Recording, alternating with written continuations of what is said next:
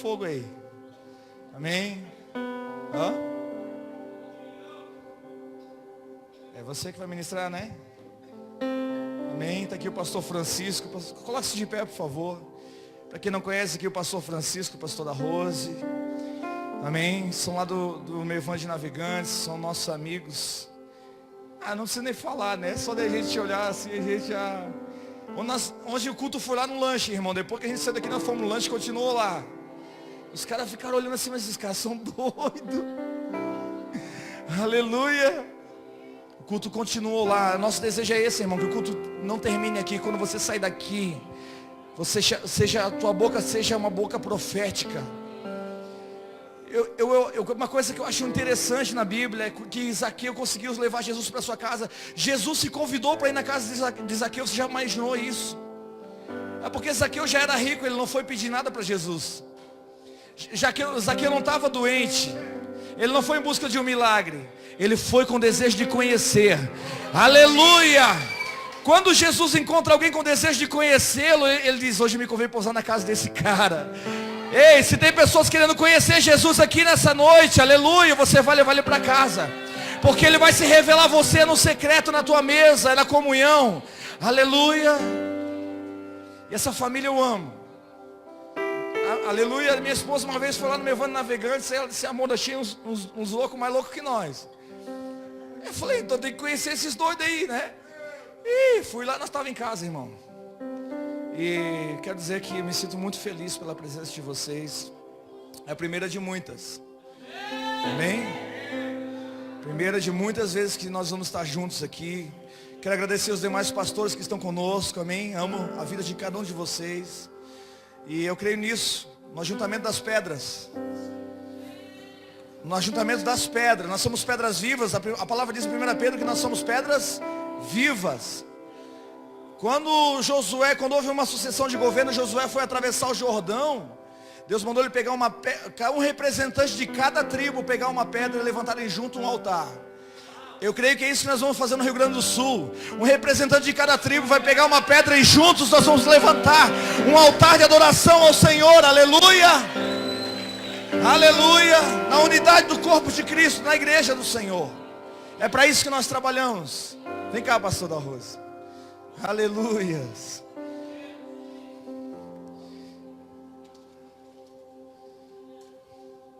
É contigo. Taca fogo. Graça e paz, queridos. Amém? Você pode sentar, fica à vontade, por favor.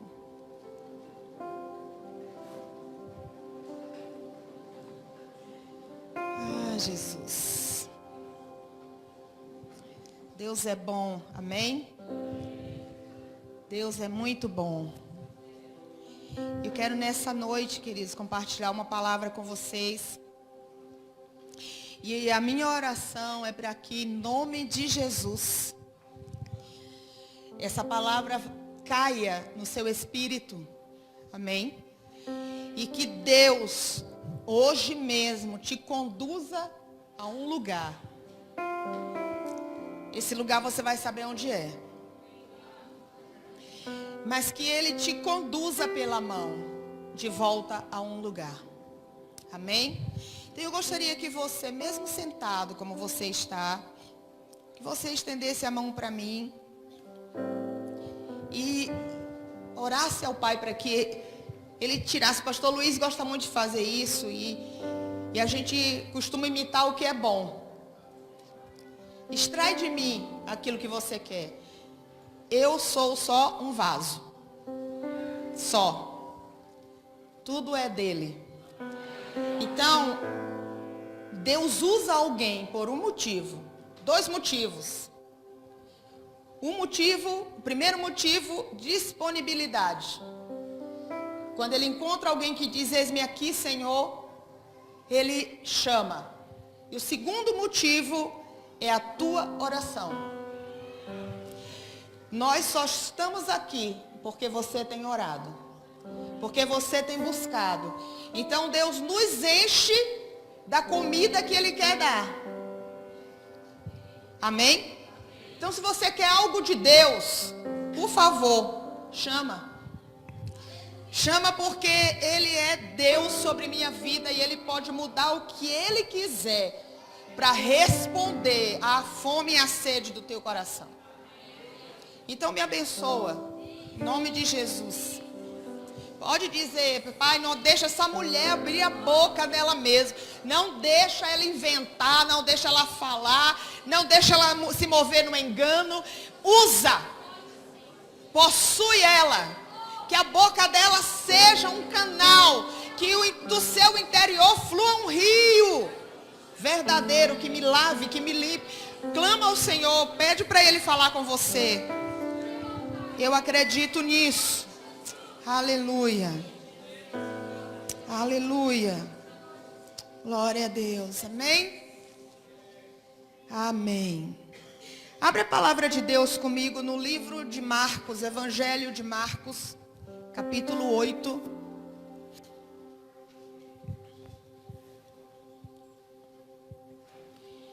Verso 22. Marcos 8, 22.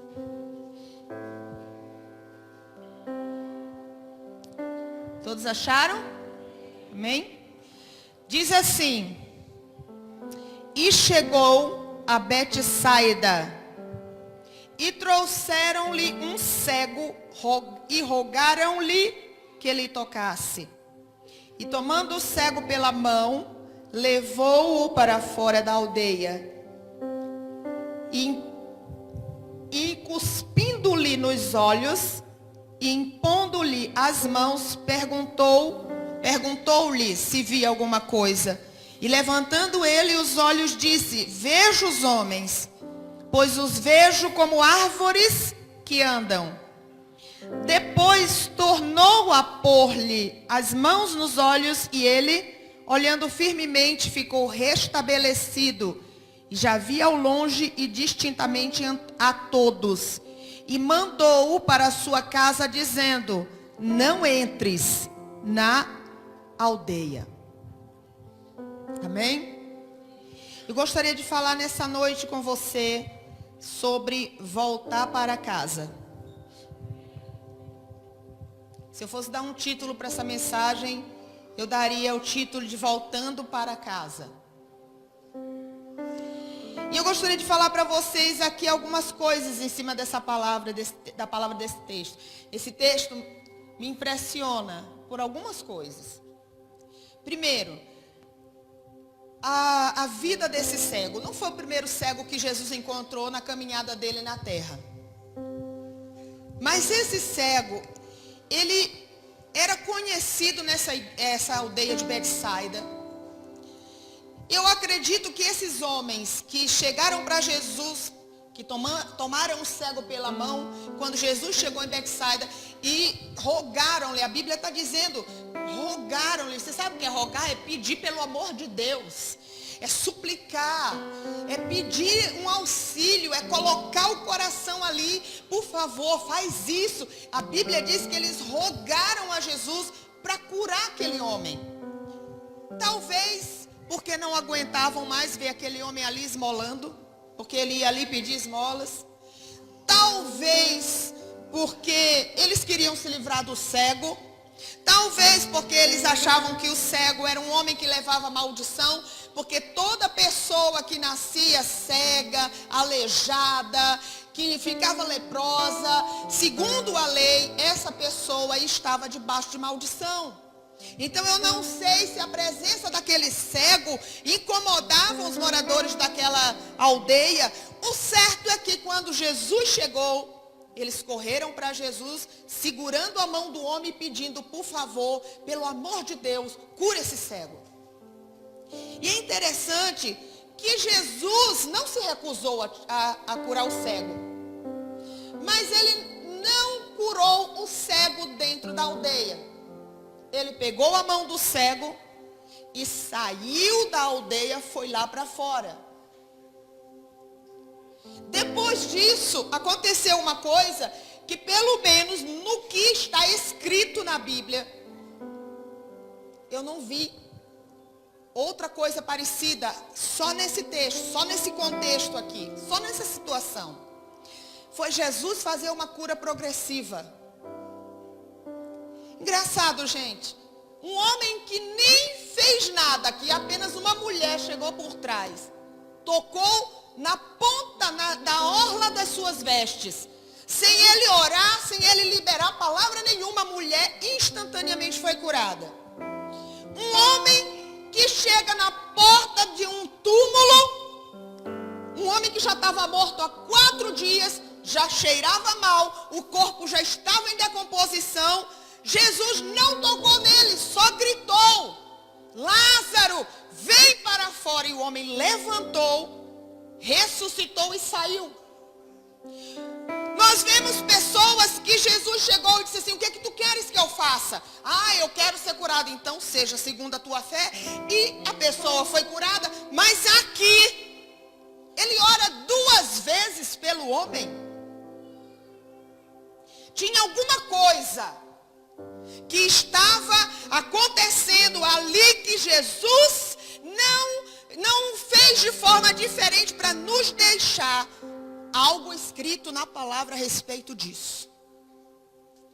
Porque se ele mesmo disse que ele só fazia as coisas que ele via o pai dele fazer, que ele era guiado completamente pelo Espírito Santo, então eu acredito que Jesus agiu dessa forma porque tinha algo para ele nos deixar como um legado, como uma direção. Amém? A outra coisa que Jesus fez, depois de curar o homem, ele deu uma direção para ele. Geralmente ele curava as pessoas, mas não tinha. Tem algumas pessoas só que ele diz: olha, depois da cura, olha, não faz isso, faz aquilo. Olha, agora tu faz isso. Olha, não conta para ninguém. Esse cego é uma das pessoas que ele deu uma direção depois da cura. Então, eu quero destacar dentro desse texto 3 coisas que, em nome de Jesus, eu oro para que você entenda o que o Pai tem a falar contigo. Talvez você se identifique com esse cego. Talvez você está aqui e precise de uma cura progressiva. Talvez você já está num processo de cura. Mas tudo que Deus começa a fazer, creia, Ele termina.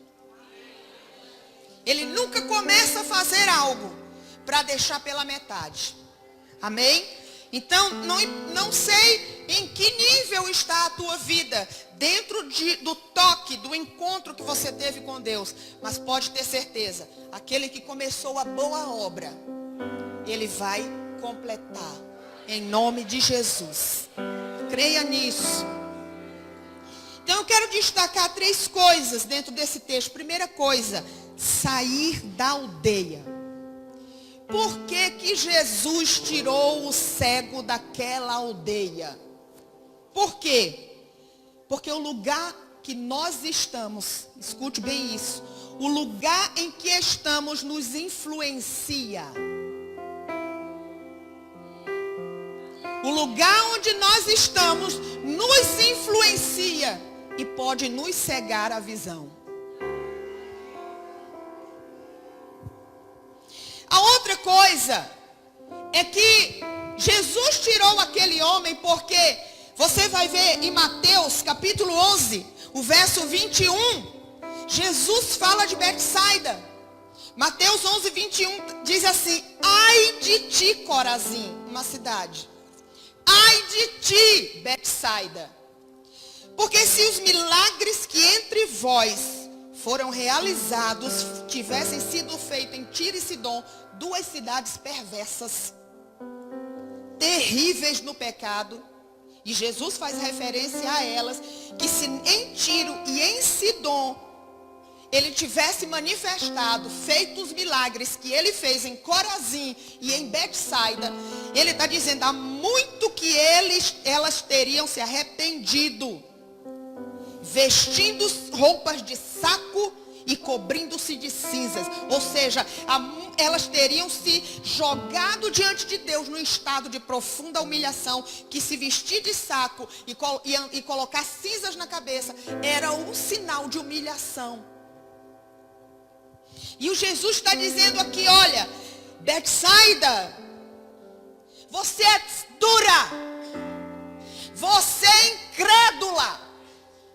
Vocês viram tanto a manifestação do poder de Deus e isso não mudou em nada o que vocês são. Se duas cidades perversas como Tiro e Sidom, se eu tivesse me movido lá no meio deles, como eu me movi no meio de vocês, eles teriam se arrependido e se convertido. Mas vocês não se arrependeram e não se converteram. Então eu digo para você que havia algo em Betsaida, na atmosfera espiritual daquela aldeia, que controlava os olhos, a visão das pessoas, o entendimento das pessoas. E eu vou dizer uma coisa para você, querido. Nós estamos falando de Jesus, um homem cheio do Espírito Santo. Jesus não ousou se mover no Espírito debaixo daquela atmosfera.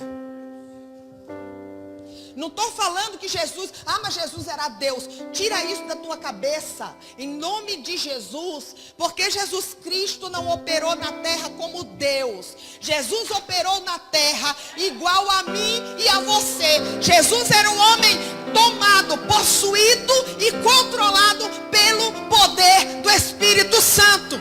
Por isso que ele disse, o que eu fiz, vocês podem fazer até coisas maiores.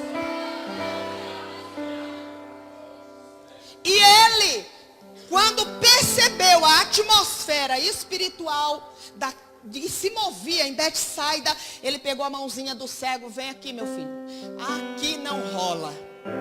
Aqui é jogar pérola para os porcos. Aqui o Espírito Santo não flui. Me dá a tua mão, vamos, eu te tiro daqui para depois te curar.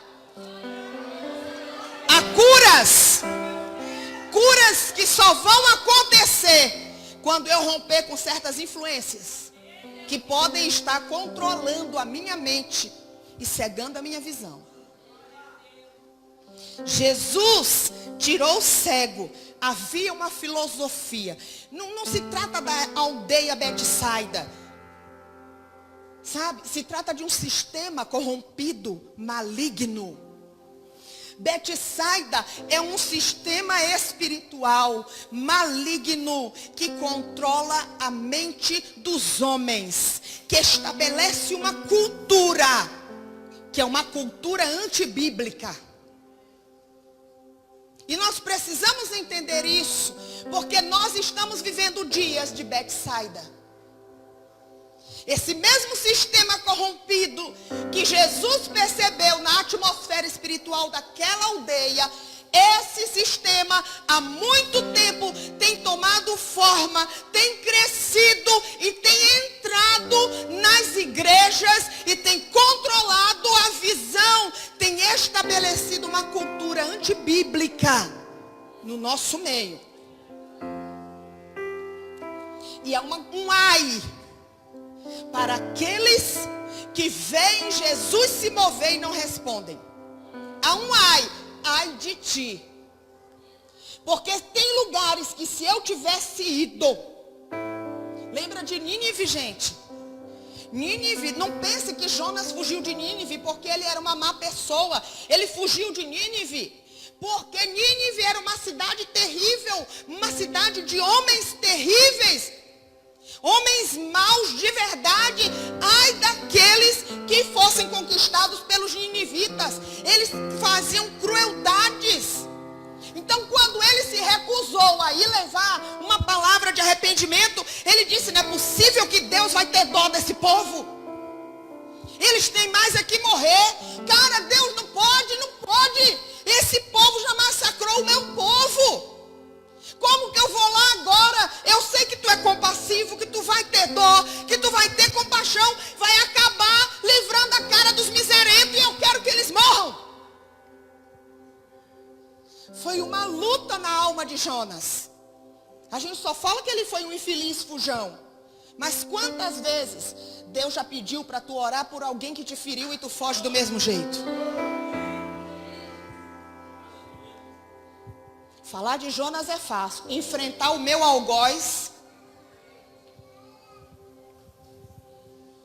E eu vou te dizer, meu irmão, quando Jesus manda orar pelos nossos inimigos, por aqueles que nos perseguem, Ele sabe o que Ele está fazendo. O negócio funciona.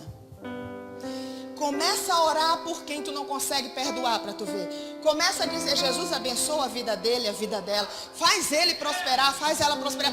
Você vai ver. Mas pastora, não vai ser algo mentiroso? Não, vai ser algo pela fé. Porque a mágoa está na tua alma, mas o teu espírito sabe o que é certo. Então quando você se move, não pelo que você sente, mas pelo que você crê, o céu se levanta. É que a gente é tão almático, que a gente não sabe discernir o que é hipocrisia e o que é uma posição de maturidade. A gente tem dúvida, porque a alma vai dizer, eu estou mal. Já viu isso? Está no culto, as águas do rio rolando. Passa o rio por aqui, molha esse. Passa o rio por aqui, molha esse outro. E eu estou ali impermeável. Oh, meu filho, por favor, te move. Porque aí Deus vem. Deus sabe que eu não estou bem. Eu não vou aqui orar, levantar a mão, porque eu não estou bem. Oh, meu Deus. E quem disse que Deus é digno de adoração quando eu estou bem?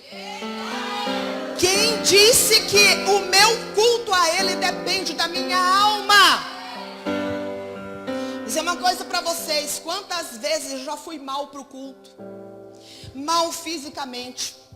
Pesada na minha alma. Porque não, se você sofre lutas, você imagina a vida dos teus pastores.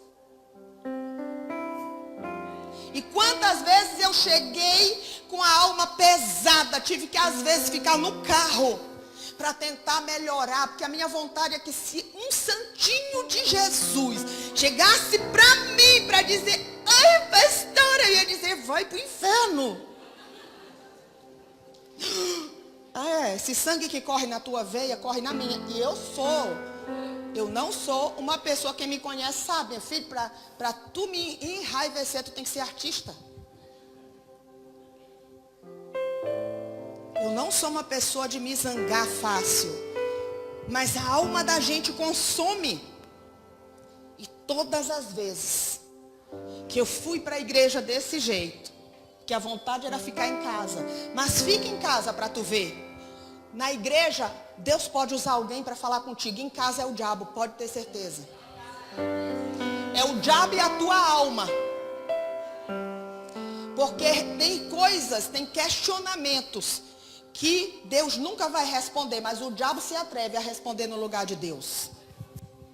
E você vai dizer, quer saber? Achando que é a lógica, que é o certo. Então, todas as vezes que eu fui assim, que eu resolvi me jogar diante de Deus, mesmo com a alma triturada, eu saí de forma diferente. Porque há cura, restauração, renovação na presença. Então a minha alma não está bem. Mas meu amado, entenda que Deus está sem crise no trono, com o cetro de justiça. Ele é o mesmo Deus, eu estando bem ou não. Mas quando eu ativo o céu com a minha adoração, Ele diz, olha, ela está entendendo. Vai lá, anjo, sopra um ventinho sobre ela. Vai lá, leva uma aguinha fresca, porque o sol do deserto está quente demais. Mas ela precisa de uma água. Vai, coloca uma sombra para ela refrescar um pouco, para ela não achar que vai morrer queimada nesse deserto. Vem o socorro do trono. Sempre vem. Sempre vem. Então, eu quero que você entenda que esse sistema espiritual, hoje, ele está entrando, ele já entrou. Existem espíritos, existem tronos de maldade que a Bíblia fala. Um deles é Lilith. Deixa eu te dizer, meu irmão, Satanás existe, tá? O diabo miserento existe. E não adianta tu fingir que ele não existe e negar. Ai, isso é exagero.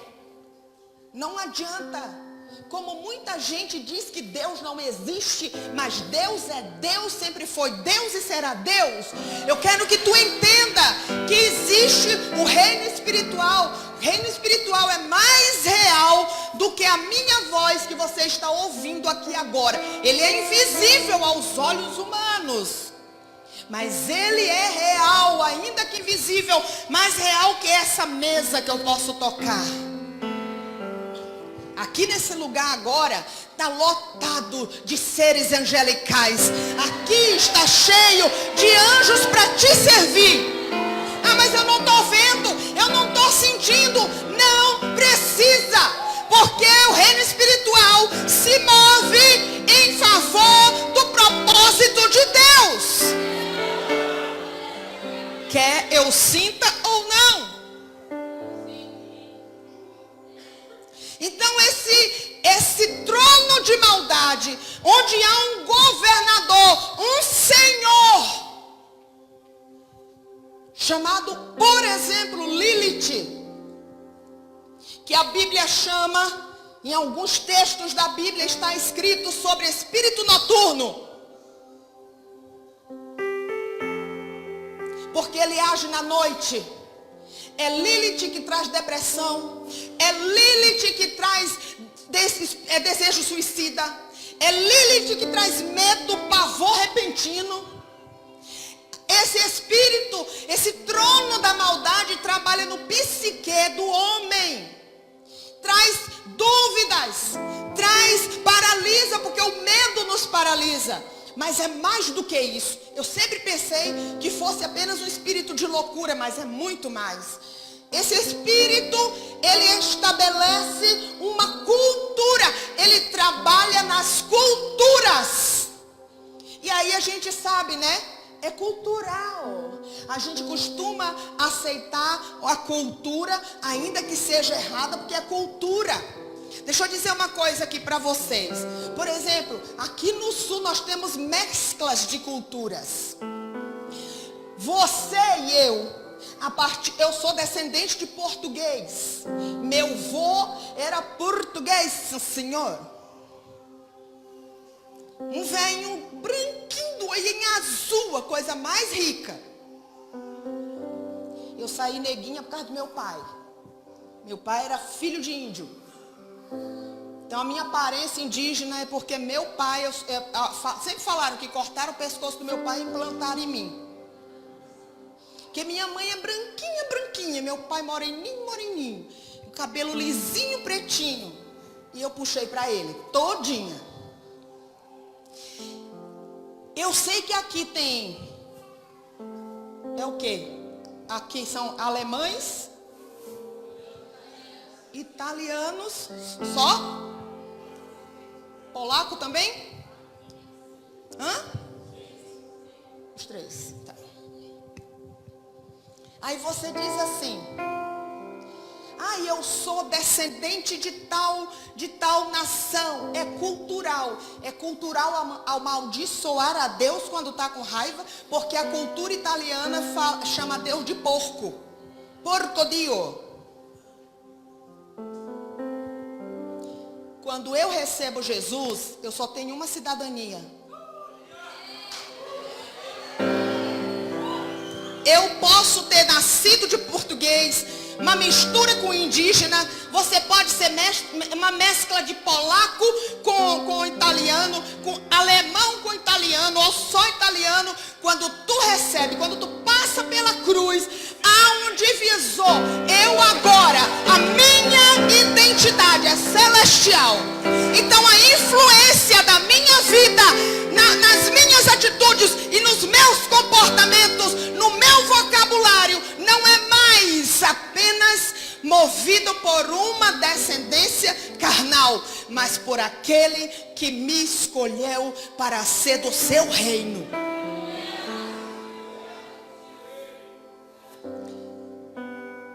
Muitas coisas Betsaida tem estabelecido, esse sistema. Toda vez que eu falar de Betsaida, eu vou estar falando do sistema espiritual, não é de um lugar. de uma cidade, de uma aldeia, é de um lugar específico, espiritualmente falando, que manipula, que controla a mente das pessoas. Enquanto eu estiver debaixo desse controle, dessa influência de Betsaida, nós podemos perder nossa essência. Nós corremos o risco de perder nossa fé, nossos valores e nossos princípios. Betsaida quer corromper a tua essência. Betsaida quer corromper a tua fé. Betsaida quer corromper os teus valores. E não são valores culturais, são valores espirituais.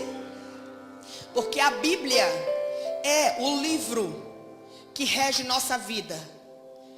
O Filho de Deus, o livro que determina como eu vou viver, o livro onde está escrito as regras para coordenar minha vida e também a maneira que eu vou viver a prática disso, chama-se Escrituras Sagradas.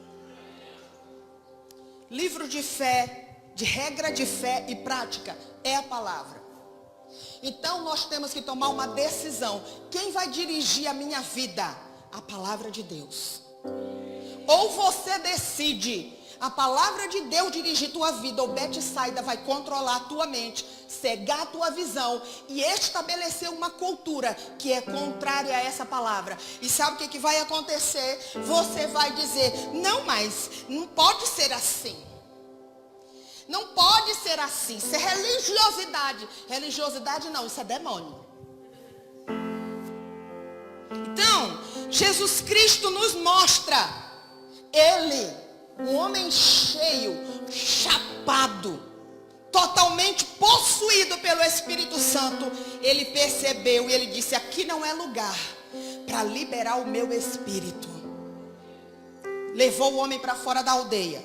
Eu preciso voltar. Queridos, nós precisamos voltar para o princípio, sair da aldeia e voltar às nossas origens. Sair da aldeia e voltar para nossas origens. Nós não podemos tomar a forma daquilo que não é desde o princípio. Você está entendendo isso? Nós não podemos nos deixar seduzir pela filosofia de Betsaida. Então, a primeira coisa que Jesus Cristo fez foi tirar o homem. E ele estava tão influenciado pelo sistema de Betsaida que Jesus Cristo cuspiu no olho dele.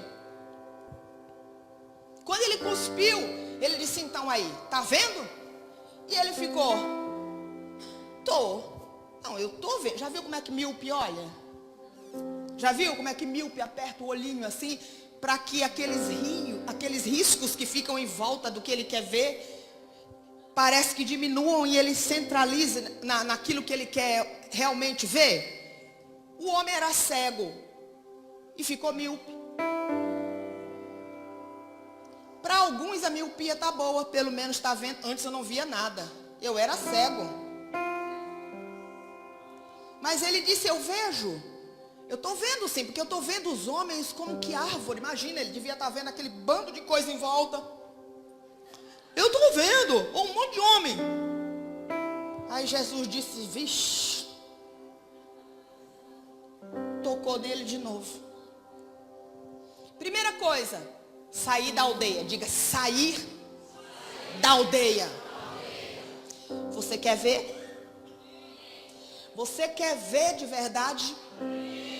Mas ver as coisas como elas são de fato, não ver de uma forma torpe, distorcida pela metade, saia da aldeia. Saia de Betsaida hoje. Segunda coisa que eu noto aqui, é que quando ele cuspiu nos olhos e perguntou se o homem via, e ele disse, vejo os homens como árvores. Jesus entendeu que ele precisava de um segundo toque. E ele tocou no homem novamente. Sabe, quem sabe hoje você precise de um segundo toque. Sabe por quê? Porque nós não podemos ver as pessoas como árvores. Pessoas não são árvores. Duras e uns seres inanimados que não conversam, que não retribuem toque, que não nos afagam.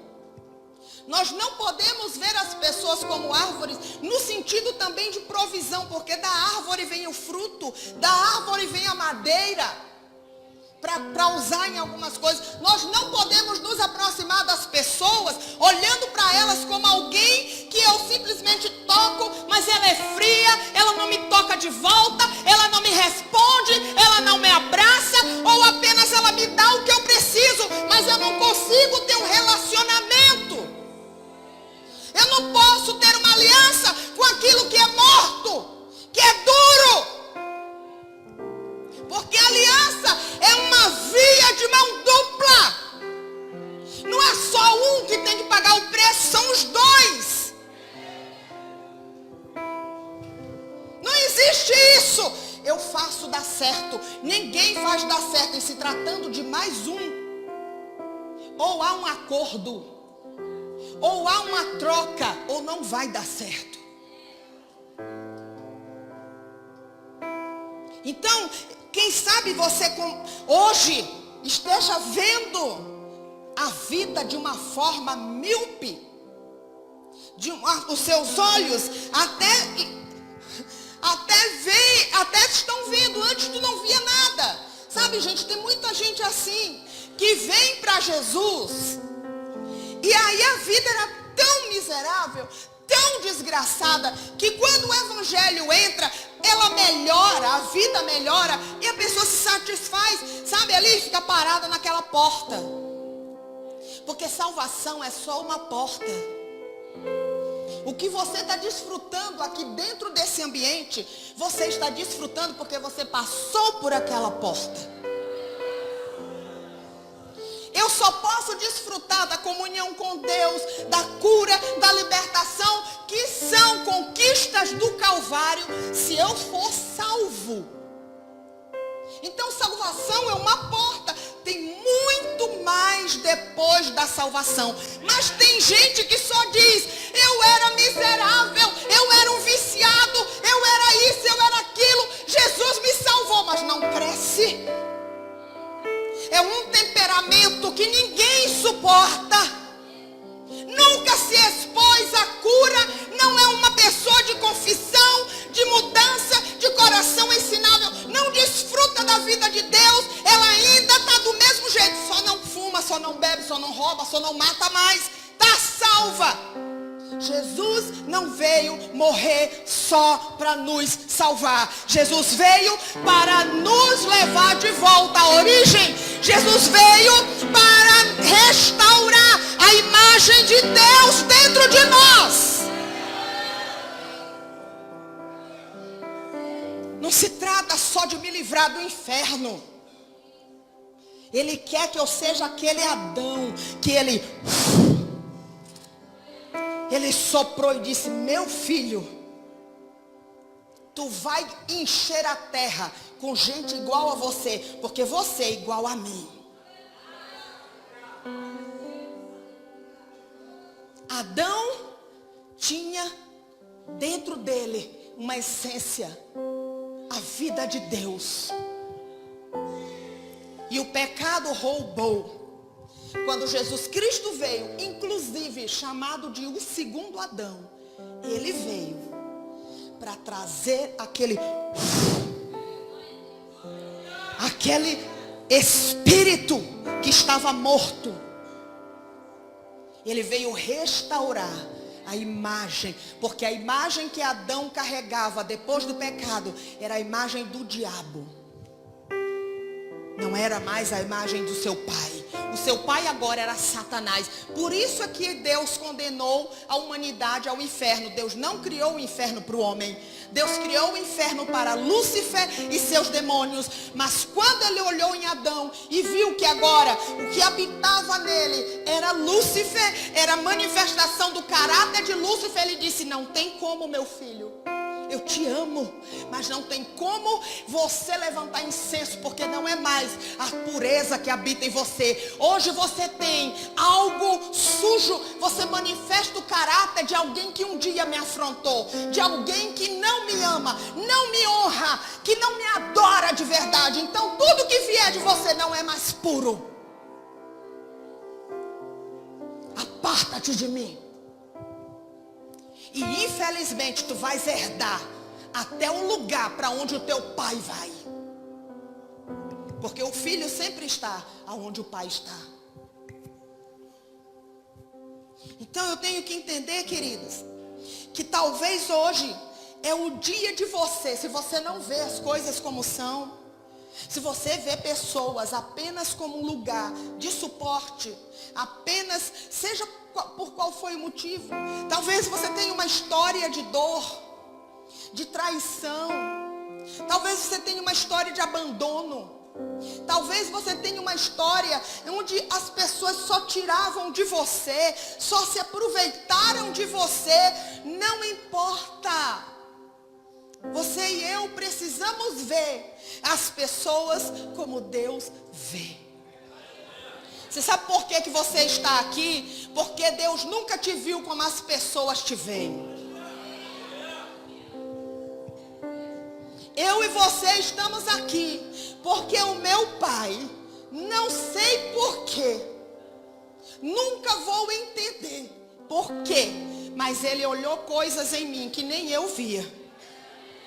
E ele disse, ela não sabe, mas se eu trabalhar nela, ela vai se tornar. Então, vem cá. Mas eu, Senhor, tu, minha filha, mas eu sou isso, eu sou aquilo. Sim, eu sei que tu é.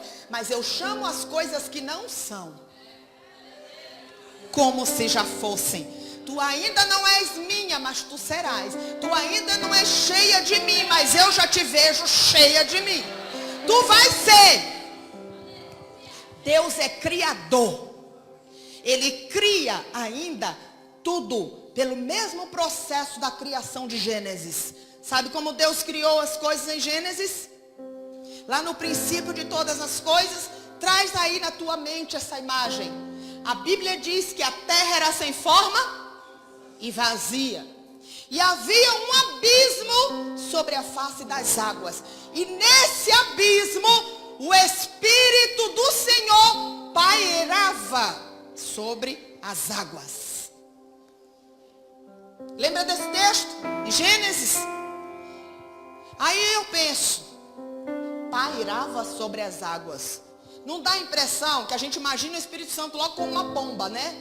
Aí ele está lá, pairando sobre as águas. Meu Deus do céu, Deus não perde tempo. Para que ele vai falar balançando asas? Falando, o que? Estou olhando aqui o caos. Não, no original, no hebraico, essa expressão pairava tem uma raiz dessa palavra, que quer dizer chocava, a figura da galinha que choca seus ovos. Ou seja, havia um abismo sobre a face das águas, e o Espírito do Senhor chocava as águas. Chocava o quê? A criação. Quando Deus disse, haja luz, a Bíblia diz, e houve luz. E eu te pergunto, onde estava essa luz? Onde estava essa luz? Me diz. Chocada. E aqui eu vou te dar um princípio da união do Espírito e a palavra de Deus. Vida é gerada. Toda vez que você lança uma palavra, o Espírito choca e a vida nasce no caos. Amados, eu creio que nem todo caos é caos do diabo. Tem caos que Deus permite para criar algo novo. Tem caos que é caos de Deus, porque Ele tem que destruir tudo para fazer o correto. diz, mas é uma desgraça, é uma miséria, eu perdi tudo. Não! Você está debaixo de um caos. Mas esse caos, se tiver o Espírito Santo chocando, libera a palavra. Libera a palavra. Libera a palavra. Porque da junção do Espírito e da palavra, vida é gerada. Meu Deus. Sempre. Então, eu preciso estar debaixo de um entendimento bíblico. Porque como é que um milagre vai ser gerado? Como é que a vida vai ser gerada se Betsaida está corrompendo a minha mente? Está corrompendo o meu entendimento. Gente, pelo amor de Deus, o que são alguns cultos hoje em dia? O que são algumas pregações hoje em dia? Pregação humanista, onde o homem é o centro e Deus é seu escravo. Eu quero te dizer que eu vou rasgar a minha Bíblia. Se Ele não fizer na tua vida, rasga, infeliz. Porque Deus é Deus fazendo ou não fazendo. Não minimize o meu Deus por respostas que você não recebe. Que é isso? É Betsaida. É esse sistema corrupto mudando verdades eternas. É absurdo o que se vê sair da boca de alguns que se dizem filho de Deus. É absurdo o que estão usando como amuleto para prender as pessoas nas suas necessidades. É claro, é mais fácil abrir uma torneira e a água cair, porque eu tenho uma cisterna cheia de água, do que todo dia levantar cedo e ir para o poço buscar água. Ninguém quer ir mais na fonte. Eu tenho uma cisterna, liga a torneira. O problema da cisterna é que a água um dia acaba, da fonte nunca acaba. Essa é a diferença. Mas nós nos acostumamos com mensagens prontas, com uma vida fácil. Aliás, Deus não é mais nem um Deus duro. Hoje tudo é na graça. Tudo. Não, é exagero. Exagero. Sim, queridos. Nós estamos debaixo da graça. Mas, por favor, não julgue que a graça é uma oportunidade para zombar de Deus. Não julgue que a graça ama o pecado. Não julgue que Jesus, quando disse venha como está, é para você ficar para sempre como você chegou. Não despreze o sacrifício do Calvário. Porque nós hoje queremos o bem-estar, nós não queremos morrer. E o evangelho que eu conheço é morte todo santo dia. É morrer. É morrer. O que tem de crente tupetudo, orgulhoso. Aí porque eu sou abençoado, mas tem muito ímpio lá fora que é podre de rico. Se ter dinheiro é bênção, tem muito ímpio então que é abençoado.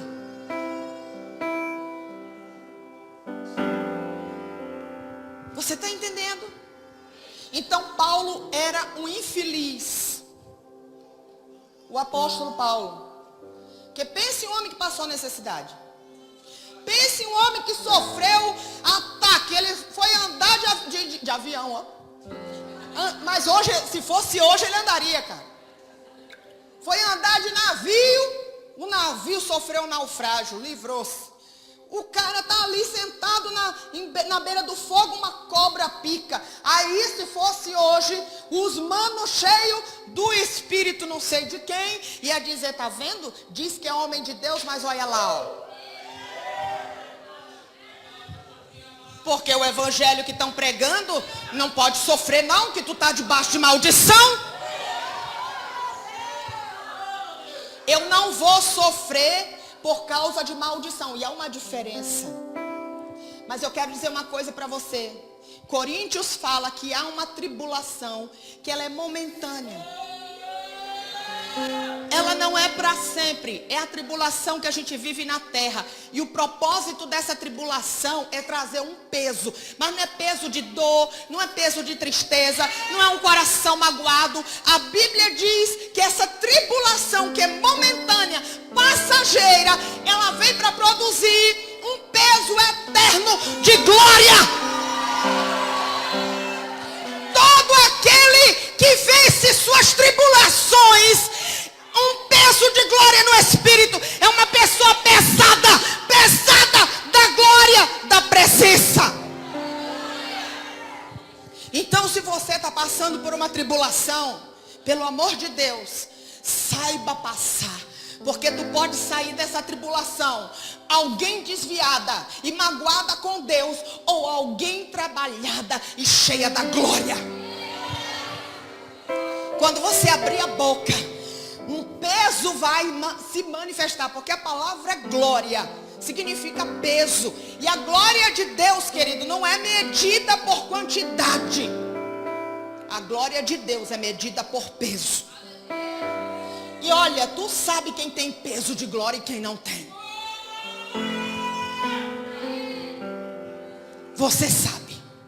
Quem tem peso de glória é marcada, é cheia de cicatriz. Se pudesse ver um raio-x, com os olhos de raio-x, ia ver corte para todo lado. Cheio de cicatriz, desse tamanho, desse tamanho, desse tamanho. Era o que? Um soco, um olho roxo, de tanta paulada.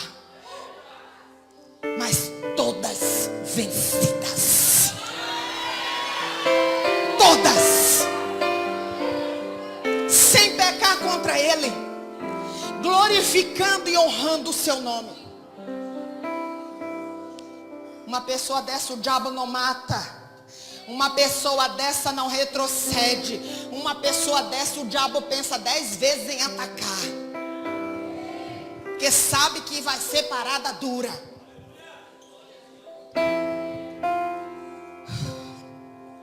Nós precisamos ver as pessoas como pessoas. Sentir as necessidades dela. Sabe, nós estamos vivendo um tempo. A gente fala, nos últimos dias o amor de muitos vão se esfriar. Não, já se esfriou. Gente do céu. Às vezes você está sentado aí do lado de pessoas. Às vezes você senta o ano todo. A pessoa está precisando às vezes de um abraço. A pessoa às vezes está precisando de uma oração. E você, às vezes, nós somos tão insensíveis. Meu umbigo, ninguém me ama, ninguém me olha. É meu umbigo, que a gente nem percebe que tem gente sofrendo mais do que a gente. Por quê? Não amamos como Jesus ama. Nós amamos nosso umbigo. Nós amamos aquilo que nos diz respeito. Então todo mundo tem que orar por mim. Todo mundo tem que me ajudar, porque senão eu mudo para outra igreja. Ali tem amor. O amor frio. As pessoas são pessoas. Deixa eu dizer uma coisa para você. Toda pessoa que é marcada pelo amor de Deus, ela estende compaixão e misericórdia para a fraqueza do outro. Ela não passa a mão na cabeça do erro, assim como Deus não passa. Mas ela nunca julga a pessoa pela sua debilidade. Hoje a gente vê pessoas que são tão chapadas de Deus, mas que olha para o lado é porque não quer. Porque se quisesse, olha, vai orar. Falta de amor. Não tem mais paciência, não suporta, não anda a segunda milha, não dá o outro lado do rosto, não dá a outra túnica. Não existe. Já perdoou uma vez, já basta. Eu não sou besta. Eu sou crente, mas não sou besta. É demais, não vou perdoar. Só que eu quero te dizer uma coisa. Sabe nosso amigo Pedro? Sabe Pedro? Pedrinho, Pedrão? Sabe? Que ele era como é o nome? Aquilo que eu... sanguíneo hemorrágico.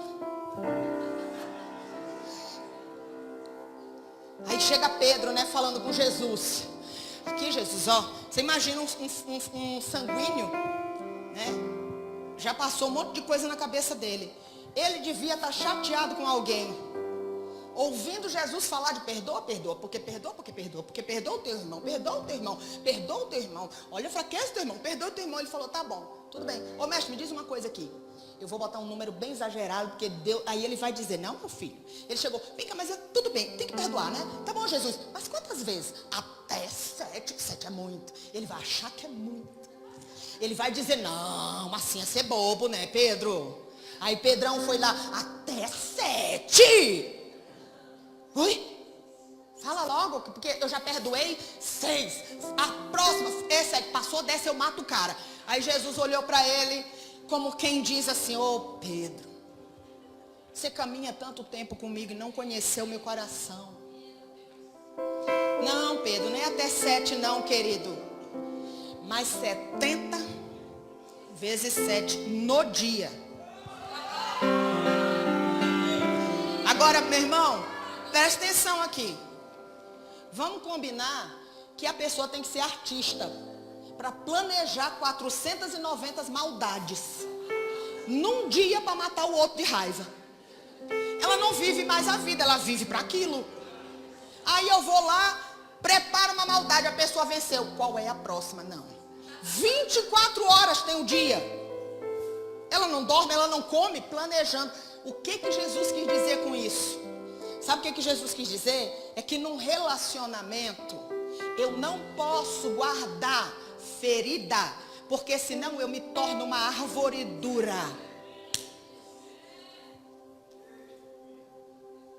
Aí eu penso, crente que está na igreja há 10 anos e há 10 anos não fala com o pai. Não olha no olho da sogra. Não quer saber do seu irmão. Não quer conversa de mal com os irmãos. Por causa de partilha de bens ou por causa de qualquer besteira que seja. 10 anos não perdoou nem a primeira vez. O evangelho que eu conheço é um evangelho que diz que se eu não perdoar o meu irmão, como eu fui perdoada por Deus, esse evangelho diz que eu vou ser prisioneira da minha mágoa e atormentada pelos demônios que se alimentam dela. Que a Bíblia chama de verdugos ou atormentadores.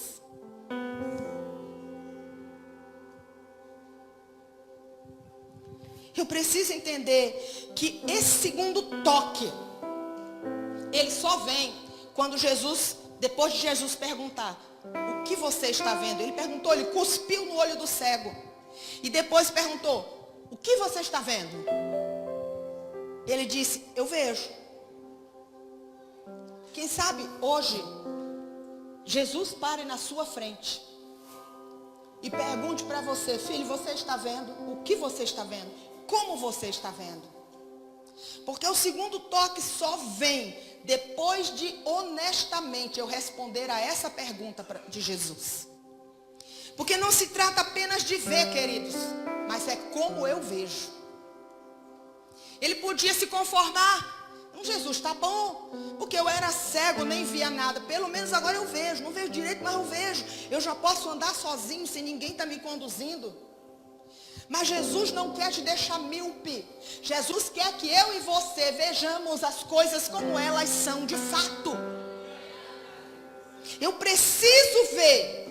E eu entendo que Jesus não errou na cura. Jesus não erra na cura, queridos. É nós que somos mal formados. Jesus não errou com aquele cego. Mas aquele cego estava tomado, possuído, dominado por uma cultura espiritual que o cegava. amava de tal forma que mesmo um homem cheio do Espírito Santo, como Jesus, um toque não foi suficiente.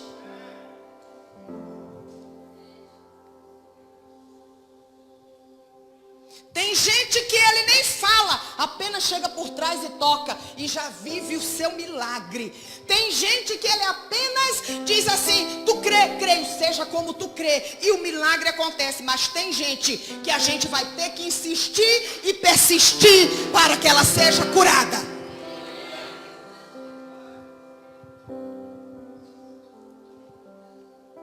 A transformação, ela acontece no dia a dia, sabe quando?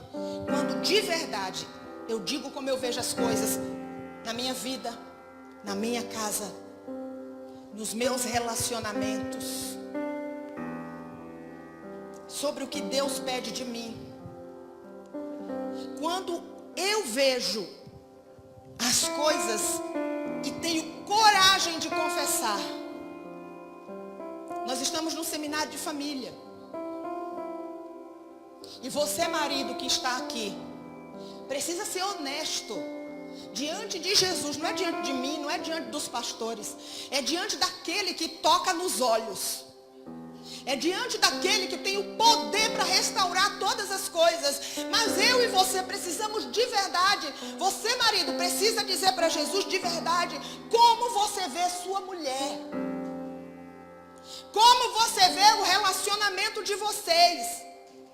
Como você vê seus filhos.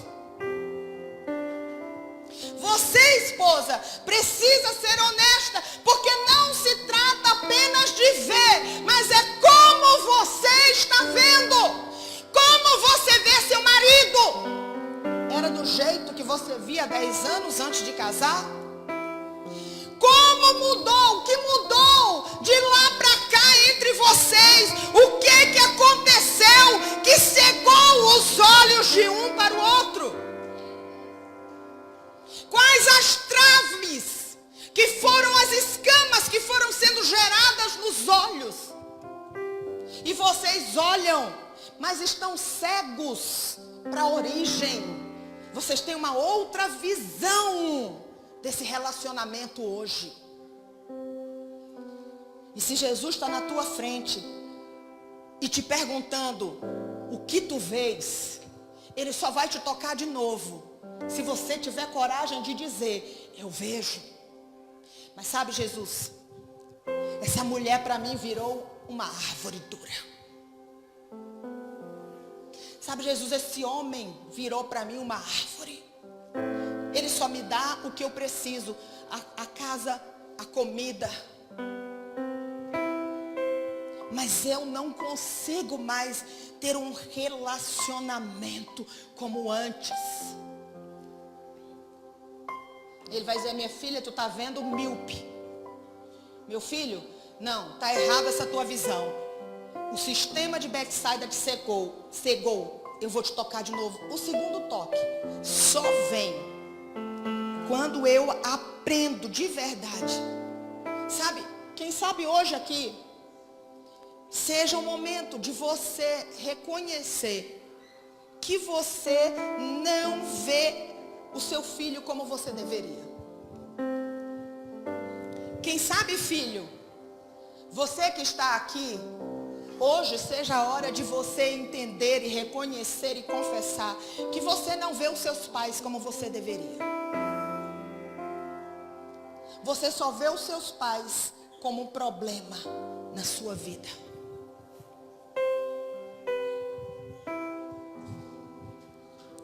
Reconhecer que não temos a visão correta das pessoas com quem nos relacionamos. Betsaida quer mudar o princípio da palavra. Existem padrões para o casamento.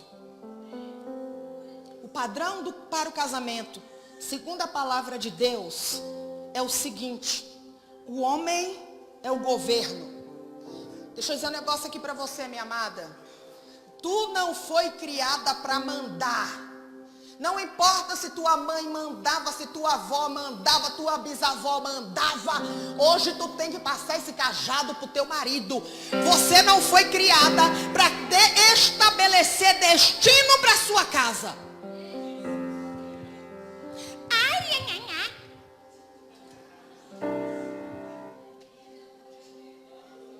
É uma escolha.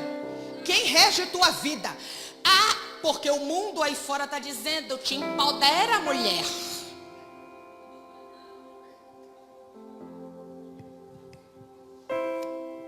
Deixa de ser besta. Tu trabalha, tu ganha dinheiro. Por que tu tem que dar dinheiro pro teu marido? A Bíblia,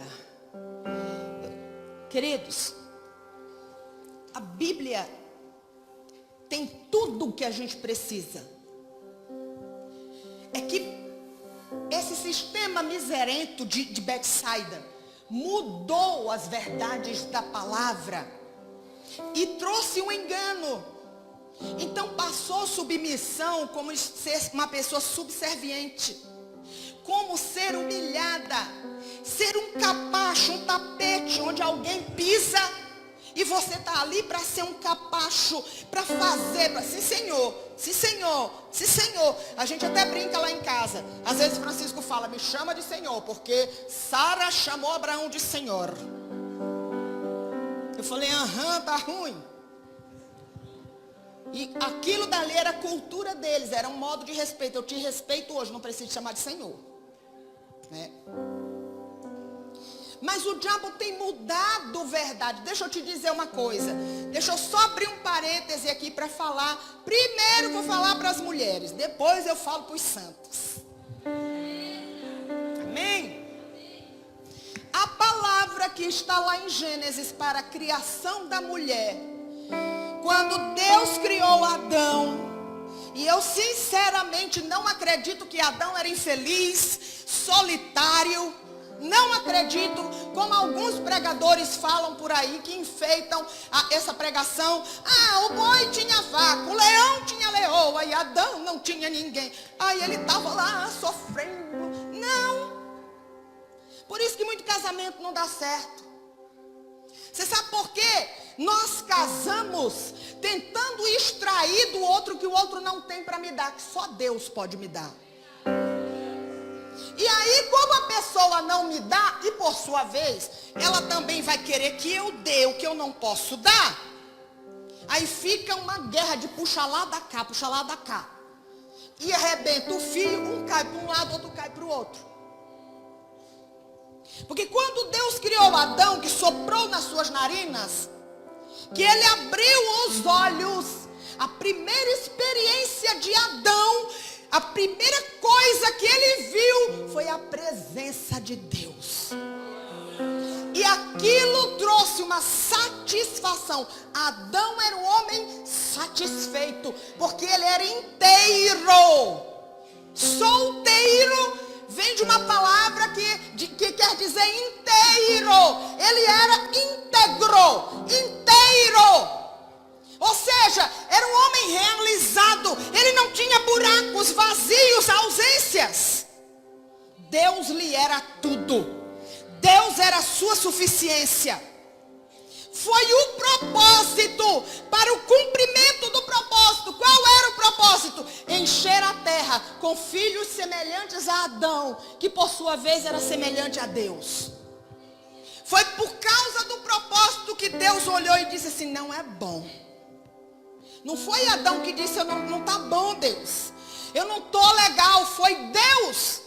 Não é bom que o homem esteja só. Aí ele decide, far-lhe-ei uma ajudadora que lhe seja idônea. Meninas, você sabe o que significa auxiliadora ou ajudadora? É uma palavrinha no hebraico chamada ezer. Ezer é usada para Deus em algumas situações. No Salmo 46, no Salmo 117. Deus é o meu ajudador, o meu ezer. A mulher foi. Isso é muito chique. Tá gravando? Levanta a mão aí, mulher. O marido está perto, as mulheres que estão com os maridos perto. Olha no olhinho dele. Porque sabe o que você é? Você é uma extensão da divindade. O que Deus é para você como resgate, socorro, bem presente na hora da angústia, é essa pessoinha aí, marido, que está do teu lado. É por isso que Provérbios fala que quem achou uma mulher achou o favor de Deus. Porque ela foi criada para ser resgatadora, ajudadora, socorro. Ezer. Mas não foi só ajudadora. Deus disse ajudadora que lhe seja compatível, que ande do seu lado. Mas existe alguns conceitos dessa idônea que eu gosto. E eu já vinha falando de um, mas eu descobri outro. Ajudadora, a idônea, significa uma peça de engate. Sabe aquela peça de uma engrenagem que quando ela é colocada as coisas começam a funcionar? Isso é um dos conceitos de idoneidade. Essa mulher idônea, Ezer, no hebraico é kenegdo. Idônea, kenegdo. Mulher auxiliadora idônea, Ezer kenegdo. Ajudadora idônea, kenegdo. Você também, mulher, é kenegdo na vida do seu marido. O que é isso? A peça de engate para que as coisas, a engrenagem funcione. É também alguém criada por Deus com habilidade para ajudar o outro a se tornar aquilo que ele nasceu para ser. Meu marido é um ogro. Você é kenegdo. Transforma ele num príncipe. Deus te deu habilidades. Ô lindona, sabe por quê que tu vê coisas que teu marido não vê? Não é porque ele é burro. Para de desonrar teu marido. Mas tem um tanto mesmo, né? Tu não vê nada. Não vai ver não, minha irmã, não vai ver. Sabe por que ele não vai ver? Porque Deus não criou ele para ver, Deus criou você. Deus criou uma mulher com uma sensibilidade de ver as coisas a quilômetros. Infelizmente o diabo pegou isso e está usando a favor dele. Mas quem nos deu essa habilidade foi Deus. Deus criou o homem para governar. Entenda, pelo amor de Deus, minha irmã, que se você quer ter uma casa dentro dos padrões da palavra, cala a tua boca dentro de casa. Não manda. Eu fico assim indignada. A palavra certa é essa. Eu fico indignada com mulheres que envergonham seus maridos na frente da família, na frente dos amigos. Exemplo, estamos aqui como a gente estava ontem, lá numa roda, né, comendo. Não aconteceu, tá? Só estou usando o exemplo.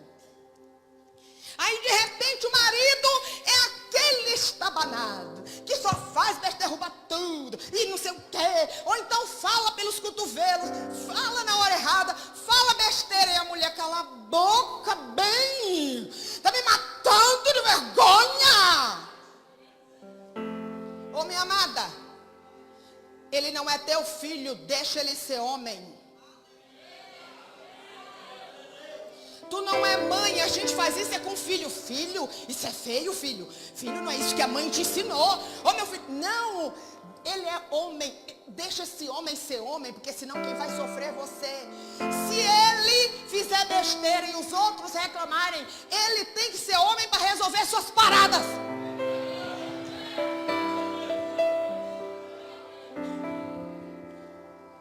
Mas a gente vai, cala a boca, amor. Falar isso é em casa, meu bem, aquilo foi feio demais, meu bem, para que tu fez aquilo? Ô meu amor, não faz aquilo, por favor. Em casa vocês quebram o pau. Mas na frente dos outros, respeita. O homem nasceu para ser governo e eles não suportam desonra. Amada, chega o pastor na tua casa Quem coloca comida dentro de casa é Deus através do teu marido.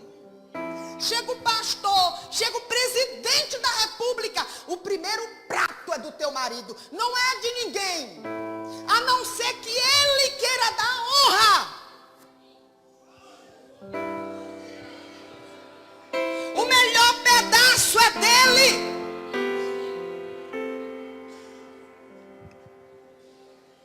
Aí você tem um marido ignorante que só dá patada.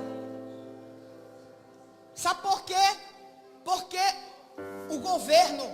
o homem porque carrega governo nos ombros, ele não sabe lidar com a desonra. Então ele começa, como ele não sabe lidar, ele começa a socar. Ele começa a bater. Porque ele não sabe lidar com desonra. Ele não vê coisas que você vê. Ele não percebe coisas que você percebe. Não adianta exigir. Deus o criou assim. Mas saiba de uma coisa. Que quando ele se levanta diante de Deus, o céu inteiro se levanta junto. Porque ele é a autoridade. Então tu está do lado dele.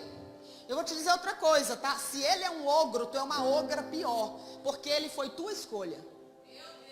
E nós costumamos escolher segundo o nosso caráter. Não vem me reclamar que ele é um ogro, que ele é isso, que ele é aquilo. Foi tu que escolheu, minha filha. Agora leva.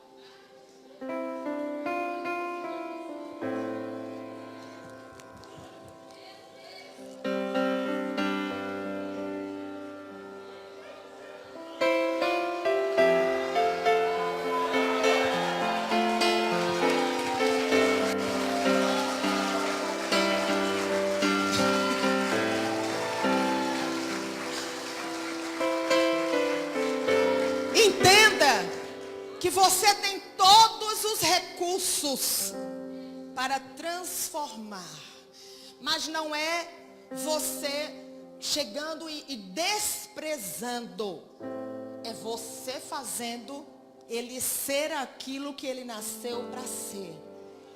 Mas que é negdo significa também oposição. Far-lhe-ei uma auxiliadora que lhe seja oposta.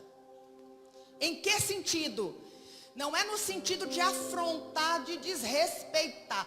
Tá vendo, marido? A pastora disse que eu tô aqui para me opor a você. Eu dou só na tua cara. Se tu falar isso, e ainda dizer que fui eu que disse. Esse oposta no sentido de confrontar. Sabe o que é confrontar? Confrontar, afrontar é eu chegar e vomitar a minha alma. Dizer o que eu quero para te ofender. Mas confrontar é diferente. Confrontar é olhar nos olhos da pessoa e dizer as verdades que ela precisa ouvir. E só confronta quem ama. Deus fez uma mulher como uma mulher ajudadora, socorro, resgatadora, mas ao mesmo tempo alguém quem diz: para, está na hora de você ouvir Deus. Amor, para, é Deus mesmo? Você já viu o que você está fazendo, sabe? Olhando no olho. Porque ninguém, as pessoas que vão falar para o seu marido, talvez não o amem como você ama. E quando a gente ama, por mais que a gente fale coisas duras, mas a gente fala movida por amor. Esse é o papel da mulher. Aí vem Betsaida e diz: não, tem que ajudar ele não. Porque senão ele arranja outro e vai embora. Não, empodera-te. Tudo contrário. Aí a gente vê tanto problema dentro de casa.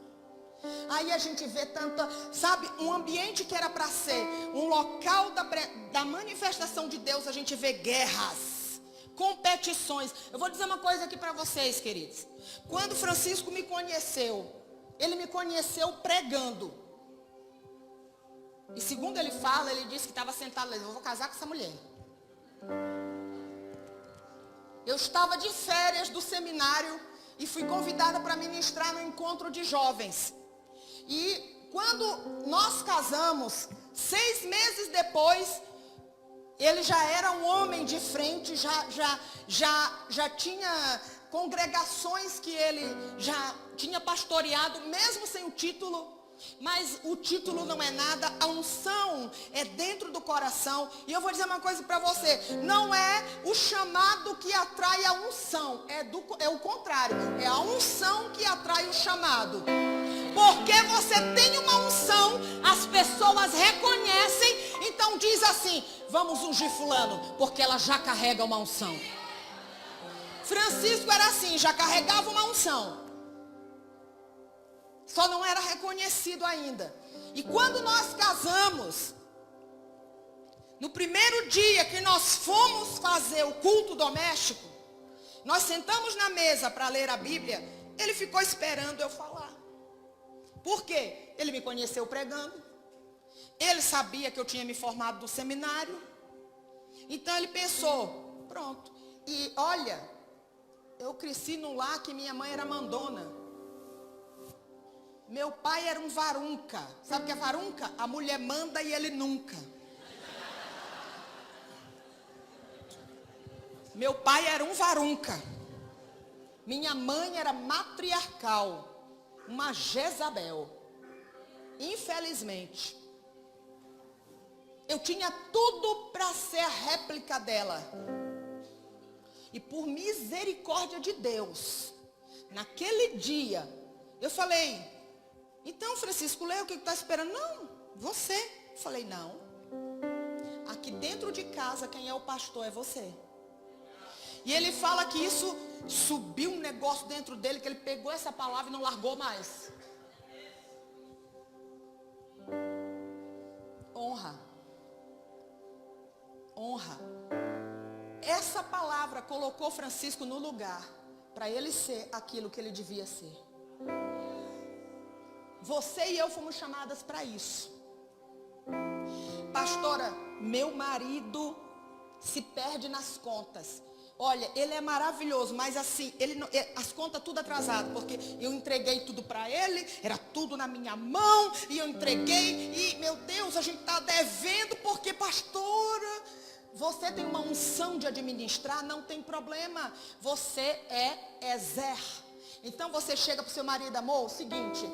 Se tu me abençoar, se você me autorizar para tomar conta das finanças da nossa casa, eu presto conta com você, mas eu estou vendo que tu está perdido, então tu me abençoa. Claro, se ele está todo lascado, ele vai dizer, menina, tu está me socorrendo, ele vai te passar. Agora, não pega o dinheiro para dizer, dinheiro na minha mão, dinheiro, vamos. Ô, querida, quero dinheiro para gasolina. É o quê? Eu te dei ontem 20 reais. Não.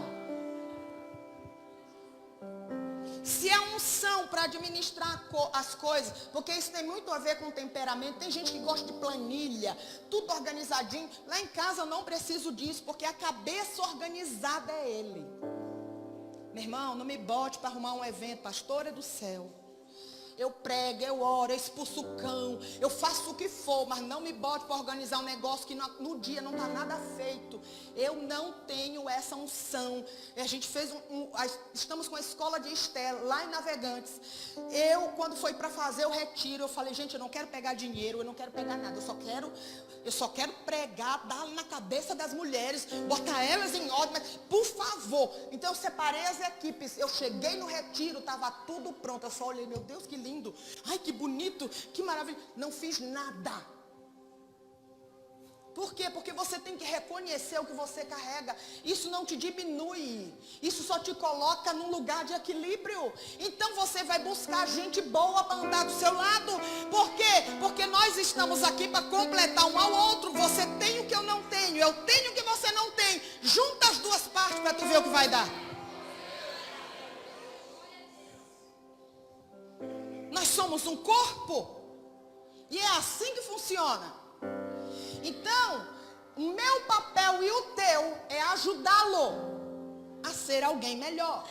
Mas o papel do homem, e aqui eu quero falar, porque, queridos, o papel do homem quase nunca é citado, mas há algo na Bíblia que fala que o papel do homem é amar a sua esposa como Cristo amou a igreja ao ponto de morrer por ela. Aí o que eu vejo hoje? Um monte de marido. Eu vejo o contrário. Eu vejo mulheres pagando um preço para gerar seus maridos. Eu vejo mulheres que os maridos foram embora com as amantes e elas estão ali chorando, gemendo. Ele vai voltar, ele vai voltar, ele vai ser um homem de Deus. Mas não foi Maria, ou não foi nenhuma outra mulher que morreu na cruz para salvar o noivo. Foi o noivo que morreu para gerar a noiva. Então, marido, a tua mulher não é espiritual? A tua mulher não corresponde ao teu propósito, ao teu chamado? É mais fácil dizer: Deus me deu outra, porque essa daqui ela tem um chamado. A minha mulher não tem. Eu ia ser pastor, mas ela não queria ser.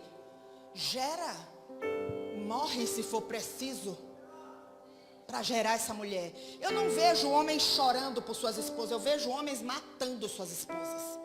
Eu não vejo homens gemendo pelas suas esposas. Eu vejo homens dizendo que elas são uma desgraça, que elas estão acabando com ele. Aqui, marido, se a tua mulher não corresponde, ela é uma Ezequiel, ela só não sabe disso ainda. Ela só não foi acordada para essa verdade. E o diabo está usando um valor que Deus deu para ela a favor do reino dele. Então, gera. Chora, é mais fácil trocar do que lutar. Mas Deus vai cobrar de muitos homens. Deus vai cobrar de muitos homens. Mulheres que eram mulheres de Deus e que eles não foram apaixonados o suficiente para lá da cruz ver as pessoas ferindo e ele dizer: Pai, perdoa, porque eles não sabem o que fazem.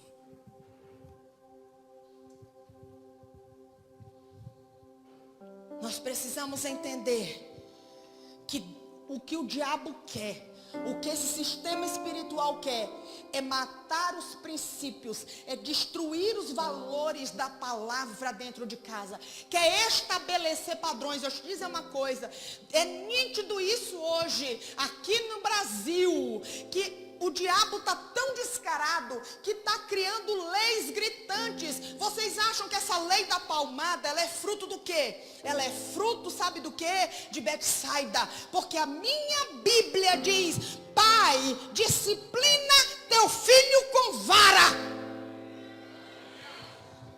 Aí vem a Betsaida dizer: se der uma palmada, filho, denuncia teu pai que ele vai preso. Desonra. Está escrito na minha Bíblia: filho, honra teu pai e a tua mãe, para que te vá bem, vivas muito e prosperes sobre a terra. Aí vem Betsaida e diz: você pode desonrar, não faz o que teus pais querem, porque eles são quadrados. Betsaida está tentando entrar.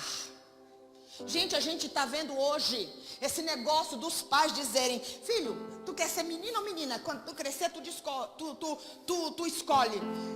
A minha Bíblia estabelece: pai, cadê os pais? Pai, é você que vai estabelecer a identidade na sua menina de menina e a identidade no seu menino de menino. Não é a mãe, é o pai que vai fazer a filha se sentir mulher, é o pai que vai fazer o filho se sentir macho. É o pai, o o governo. É o pai que dá destino. E hoje os pais estão fugindo desse lugar. Aí vem Betsaida, estabelece uma mentira e é aceita como verdade. Eu não estou falando de bater com violência.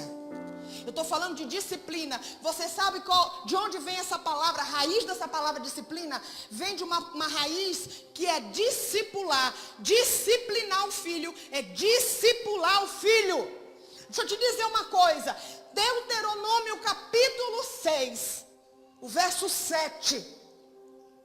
Versos 6 e 7, o Senhor está dizendo: estas palavras que hoje te digo, guardarás no teu coração, e tu, pai, as inculcarás no teu filho, sentado na porta, andando pelo caminho, ao deitar e ao levantar. O que Deus está dizendo? Deus está dizendo aqui, pai, na tua rotina, no dia a dia, me revela para o teu filho. Mas o que eu vejo hoje, eu vou te perguntar, não me responde não. Teu filho vê você amando a Deus em casa? Teu filho vê você lendo a palavra em casa? Teu filho vê você levantando um altar de adoração em casa? Você olha para a cultura do povo do Oriente, os muçulmanos. Gente, é vergonhoso, é difícil converter um muçulmano. Você sabe por quê? Porque foi inculcado. Sabe o que é que inculcar quer dizer? Empurrar, socar, meter na cabeça. Na nossa casa, os meninos iam para a igreja com raiva, mas ia, não se negociava dia de culto. Ai, mas ele não quer ir. Não estou nem aí. Meus filhos não nasceram para o diabo. Ia, com raiva. Na minha casa, Francisco estabeleceu, quando eles já estavam lendo e escrevendo, comprou 2 cadernos e uma Bíblia para cada um e entregou. Eu quero todo dia, antes de dormir, que vocês me apresentem o devocional. Nem que seja uma linha, todo dia. Provérbios diz assim: filho meu, não te esqueças do mandamento do teu pai e da doutrina da tua mãe. Mandamento é o pai que estabelece. Minha casa vai andar dessa forma. Doutrina, ensino, é a mãe que leva o filho a viver o mandamento estabelecido. Quantas vezes Tirsa e Caleb, nós morávamos num prédio, eles chegavam da escola, desciam para brincar, pequenininhos, subiam, quebrados de cansados, queriam dormir porque estudavam de manhã, acordavam muito cedo. Mãe, fala pro pai, a gente não fez o devocional, fala pro pai. Eu falei, vai você. Só que tem mãe que vai lá e diz assim, passa por cima, tá bom meu filho, vai deitar, deixa que eu falo com teu pai. Francisco, eles iam lá, pai, vocês não fizeram porque quiserem brincar, né? Pois vai pro quarto. E só dorme, nem que seja uma linha, mas eu quero ver, ler tal texto. Ai, pastora, que absurdo. Absurdo? O diabo investe no teu filho. E sem investir, você sabe que na casa de todo muçulmano, existe um quarto que tem apenas algumas coisas, uma mesa e 2 cadeiras nesse quarto. Nada mais. Uma mesa e 2 cadeiras. Por quê? Porque é rotina na vida de um muçulmano, todos os dias, 1 hora por dia, ele vai no horário que o pai marca, já está estabelecido, vai para o quarto esperar o pai chegar com o Alcorão. O pai chega com o Alcorão, porque eles têm um jeito de pegar o Alcorão, não pode pegar de qualquer jeito, tem que lavar a mão, tem todo um ritual. O pai chega com o Alcorão e fica 1 hora por dia ministrando a cabeça e o coração do filho sobre Alá. Eu te pergunto, quem ministra teu filho? Você, pai, é pastor? Você lê a Bíblia para o seu filho? Sabe o que aconteceu com Atis e Caleb? Eles eram obrigados a ler a Bíblia. Mas depois que eles criaram amor pela palavra, eles vão sozinhos para o quarto, sem ninguém mandar, para ter as revelações que quem esteve aqui hoje à tarde ouviu a Tisa liberando.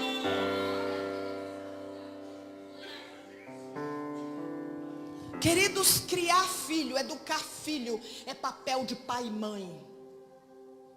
Não é papel de escola. Não deixe Betsaida determinar o que seu filho, a maneira como seu filho vai viver. É você. Eu sempre fui de ir na escola. Eu lembro que teve algumas coisas, essa tal de festa de Halloween. A minha filha foi escolhida para ser a bruxa. Ela era pequena, eu falei, como é que é? Eu vou lá. Cheguei e com ameaça. Se não participar da peça, eu não vai receber a nota. Eu falei, como é que é? Não. Eu cheguei lá, nem falei com a prof. Fui direto na secretaria, falar com a diretora. Eu falei, ó, diretora, eu vim aqui falar uma coisa. Ai, fale, mas você está nervosa. Estou irritada. Porque como mãe eu sou leoa. Estou irritada. Eu quero saber por que a minha filha foi constrangida a ter que participar de uma coisa que ela não quer. Eu não sei se você sabe, mas eu sou pastora, meu marido é pastor, nós não acreditamos na bruxaria, condenamos a bruxaria e eu não vou permitir que minha filha represente o que eu condeno. E eu vou dizer mais uma coisa. Se vocês obrigarem ela, tirarem a nota dela, eu vou na Secretaria de Educação. Porque nós vivemos num país livre para escolher sua religião. Minha filha não é obrigada a fazer uma coisa que ela não acredita. Não, mãe. Quem disse isso? Eu falei, a professora disse que se ela não participasse da peça, ela ficaria sem nota. 1000 perdões, mãe. Me perdoa. Não, vou conversar. Não, fica tranquila. Eu falei, eu só quero que você saiba que nós não acreditamos em santo do pau oco. Aí eu larguei o pau. Eu disse, eu só quero respeito, só isso. Quando ela chegou em casa, mãe, eu não vou mais ser a bruxa. Eu falei, mãe, eu posso fazer um trabalho. Eu falei, que bom, filha. Mas a gente veste nossos filhos de bruxo. Ah, por quê? Porque só ele não participa. Aí ele vai ser excluidinho da escola. Deixa eu te falar uma coisa, mãe e pai. Ensine seu filho a amar, ser rejeitado por Jesus. Ensine seus filhos a se regozijarem, porque são excluídos, porque são crentes apaixonados por Jesus. Não alimenta estrutura de Betsaida, porque senão ele chora hoje e amanhã quem chora é você. Porque pensa que trazer para a igreja e deixar na salinha é o suficiente?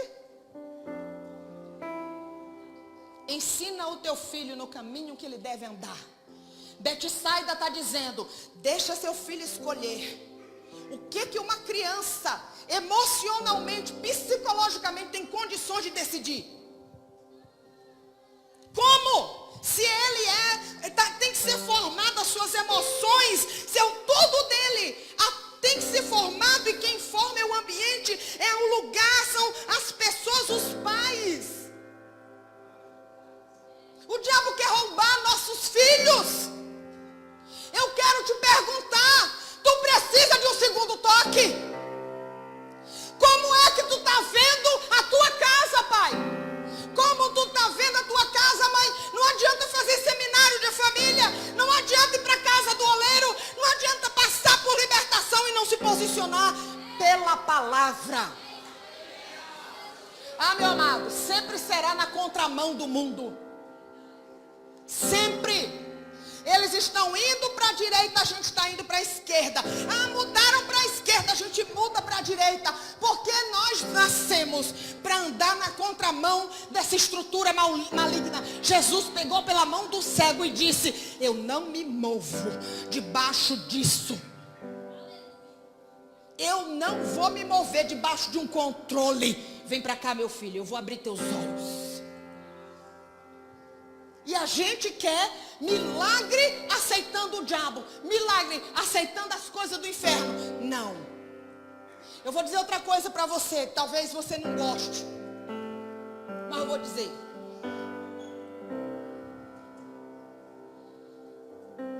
Seus filhos precisam entender quem é que tem voz de comando. Eu vejo pais escravos hoje. Escravo do tempo do filho. Escravo de tudo. Me dá o celular. Ai, meu Cristo Redentor. Pega, menino. Pega, diabo, cala a boca.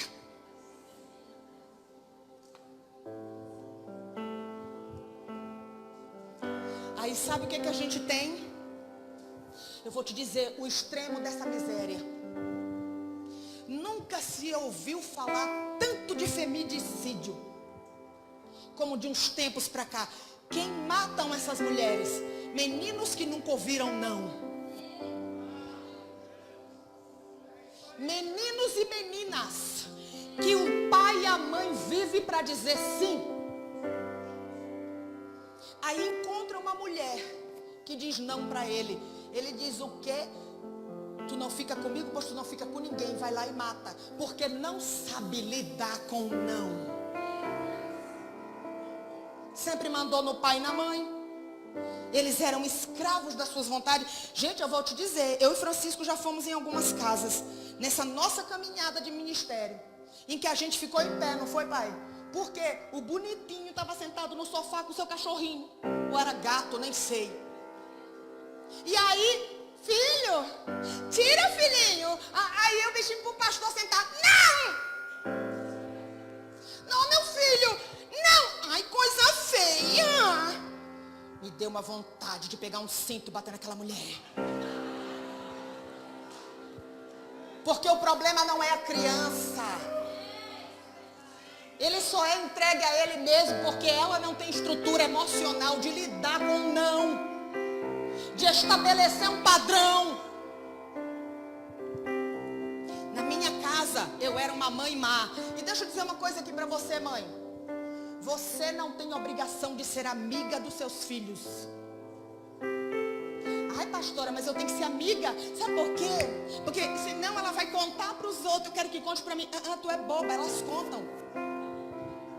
Não pense você que elas te contam tudo, querida. Conta não. De primeira mão, eu não fui criada para ser amiga. Deus me deu sensibilidade para ser mãe, para ser mãe. Eu não tenho que saber se minha filha é minha amiga ou não. Ela tem que saber que ela tem uma mãe. Ela tem um lugar para voltar. Ela tem um lugar de proteção. Ela tem um lugar de socorro. Eu sou mãe, eu sou capaz de morrer ou de matar se for preciso. Sou leoa. Agora, amizade é consequência. Eu vejo um monte de papéis investidos. Na minha casa, assim, na época do tal do MSN e do Orkut. Vocês lembram como a moçada ficava? Não sei se tu lembra, pastor, mas tu é dessa época, né? Eles ficavam assim, ó. Aqui tá o computador, tá? Eles estão sentadinhos. Aí tá lá a pessoa falando, eles ficavam. Eu ficava, Francisco, Rose, o que eles estão vendo? Eu falei, sei lá, meu filho. Parecia assim.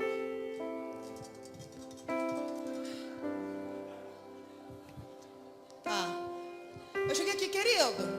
Senha. Ai, mãe. O que você quer? Senha pra quê? Pra eu ver a hora que eu quiser. Ai, é privacidade.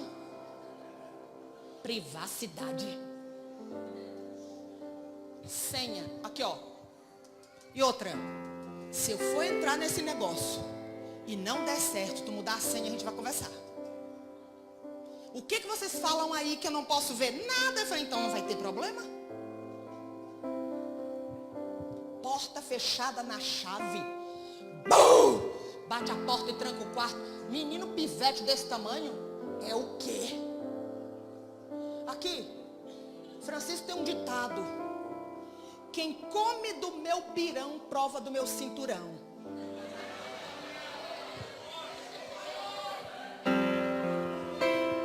Tá comendo do que eu pago, tá dormindo debaixo do meu teto. Então quem manda aqui sou eu, não é tu não, querido. Deixa ficar com raiva, vai pro joelho e ora, mas salva teu filho do inferno, porque você pensa que ele não está indo para balada, mas lá na internet, trancado no quarto, ele está fazendo sexo. Ele está sendo engodado por um homem ou por uma mulher, um doido que está aliciando ele, e você pensa, meu filho está salvo, está encatanada. Pela internet tem gente que faz pacto com o diabo. Betsaida, mudando nossos valores. Não é filho que estabelece. Gente, até para sentar na mesa, entenda, eu já vi isso, eu não estou falando do que eu não vi. Eu vou nas casas dos irmãos, eu sou pastora há 30 anos junto com esse homem, desde que casamos nós estamos lidando com gente. Não senta aqui, mãe, não senta, pai, aqui agora. E o pai, tá bom, meu amor. Que é isso, gente? Quem estabelece como a sua casa vive é você, não é seu filho. Fica passando constrangimento, fica passando vergonha, porque a minha Bíblia diz que o filho entrega a si mesmo e envergonha a sua mãe. Aí pega a varinha, como tem alguns que fizeram na igreja. O menino pegando copo, amassando, sabe aqueles copos? Crenque, crenque, crenque, crenque. E o pastor pregando, a gente querendo ouvir, e o menino amassando, ou então com um joguinho no celular, o pai chapando, aleluia, e o menino, e aí a gente fica ouvindo, perturbando o culto. Meu irmão, meu querido, mas a criança, ela não consegue ficar muito tempo no culto. Ela não consegue ficar muito tempo no culto, porque em casa ela é dona de si mesma. Mas na televisão, assistindo Galinha Pitadinha, por que fica? Porque tem visão, tem desenho, coisa, tem cores. Deixa ele dormir aí. Os filhos dos judeus na sinagoga dormem aos pés dos pais, mas dormem num ambiente onde a glória se manifesta. Não se trata de ouvir, se trata de receber, porque nós bebemos de um espírito. Aí pega a criança, porque ela não se comporta. Uma vez eu fui no banheiro, que é muito raro eu levantar do culto para ir no banheiro, só quando o negócio está ruim. Mas nesse dia, acho que foi Deus que fez para eu ver. Tá ela lá com a varinha na mão e a criança... E ela, pastora, tô indo ali para dar a varinha. Quase que eu tomo a mão da vara. Eu digo, não, manda teu filho para a igreja, quem vai te apanhar é tu. Por quê? Porque não controla o filho em casa, chega na igreja, começa a dar beliscão, começa a puxar cabelo, a puxar a orelha. Gente, o menino vai dizer, eu odeio aquela igreja, porque minha mãe só vira uma bruxa na igreja. Em todo lugar eu faço o que eu quero. Ela não briga. Quando chega na igreja, ela fica me beliscando. Ele vai associar as maldades ao lugar. Gente, nós sempre fomos pastores. Tirza e Caleb tem uma diferença de 1 ano e 10 meses de um para o outro. Eu engravidei do Caleb amamentando a Tirza. Meus filhos nunca... E vocês não conheceram o Caleb. Só quem tem um Caleb sabe o que é ter um Caleb. O Caleb me valia por 10. Chegaram a dizer, leva esse menino no psicólogo, porque esse menino é hiperativo. Eu falei, como é que é? Hiperativo nada, ele é saudável. Mamou que nem um bezerro até 4 anos de idade. Tinha energia para dar e vender. Um dia eu olhei para ele que eu não aguentava, porque ele me sugava de todas as formas. Eu olhei para ele e disse, menino, Caleb, olha pra mim. Ele olhou com aquele olhão, falei aqui, ó, isso tudo que tu é, essa tua agonia, esse negócio que tu não para. Que ele dizia assim, mãe, eu nem preciso de tomada para me recarregar, eu me recarrego sozinho, ele falava. Eu falei, pois e toda essa energia que tu tem, vai tudo pro teu espírito. E foi, tá? Que hoje o Francisco fica, Caleb, anda, ele tá...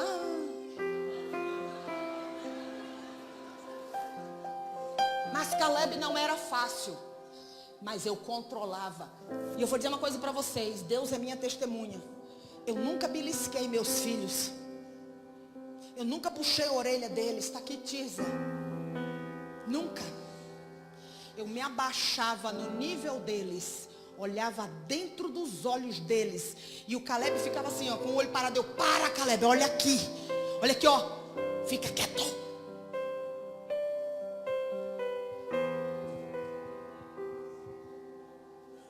Eu vejo mãe, você sabia que é pecado você dar cascudo no seu filho? Você sabia, mãe, que é pecado você beliscar seu filho? Que imagem tu está deixando na alma desse menino? Você sabia que esse menino e essa menina nasceram para ser alguém na terra de Deus? E que essas maldades, essa falta de controle que você tem nas suas emoções vão deixar uma marca onde Satanás pode desviar teu filho do propósito? Deixa eu dizer uma coisa que eu acredito.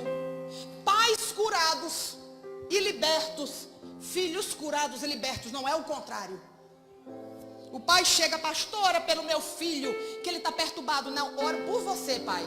Porque seu filho é reflexo da tua vida e da vida da tua mulher. Não adianta fugir.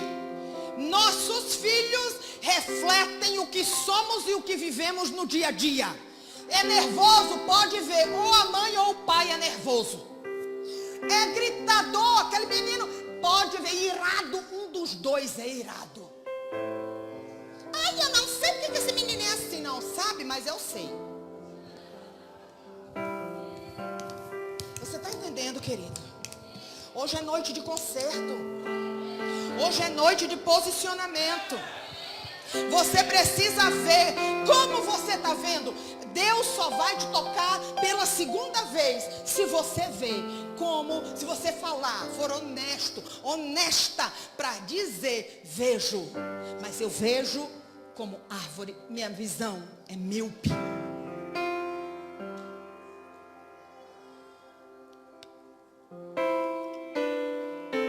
E por último, a ordem. Depois que ele tocou de novo, o homem disse, agora eu estou vendo normal. Então Jesus disse, tá bom, não volta para a aldeia. Vai para a tua casa. Ele não morava na aldeia. Ele ia esmolar ali. E Jesus disse assim, ó, eu te tirei de debaixo de um sistema para te curar. Se tu voltar, não tem mais cura. Não volta para lá. Não volta, não entra na aldeia. Sabe, gente, nós precisamos muito mais da casa do que da aldeia. Quem sabe você, mãe, está aqui. Volta para casa todo dia, fisicamente. Mas sua alma não está mais lá. Você não tem mais prazer de viver na sua casa, de arrumar a sua casa, de cozinhar, de cuidar dos seus filhos. Você vive criando aldeias para sair da sua casa. Você não quer mais voltar, não tem mais alegria. Deus está dizendo para você hoje aqui, volta para a tua casa espiritual e corpo. Porque nós precisamos muito mais da casa do que da aldeia. Tem talvez pai que não tenha prazer de voltar para casa, porque chega em casa é briga de manhã, de tarde, de noite. Você precisa ser honesto para dizer para Deus como você está vendo, para que Ele possa consertar a sua visão.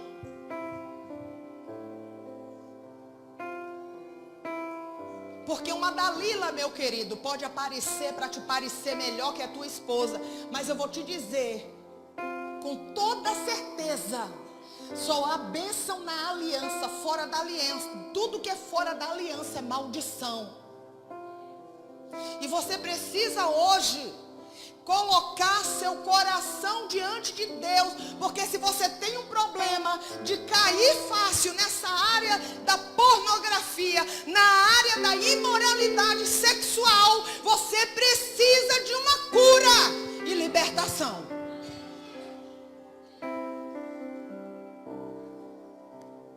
Mas só se tu estiver em casa. Jesus não cura na aldeia. Jesus não vai te tocar na aldeia, debaixo de um controle espiritual maligno. Jesus não vai te curar. Então eu tenho que entender que eu preciso muito mais da minha família. Minha família não é perfeita, mas é dela que eu preciso. Eu preciso mais da minha família do que dos amigos da escola, viu, filhos?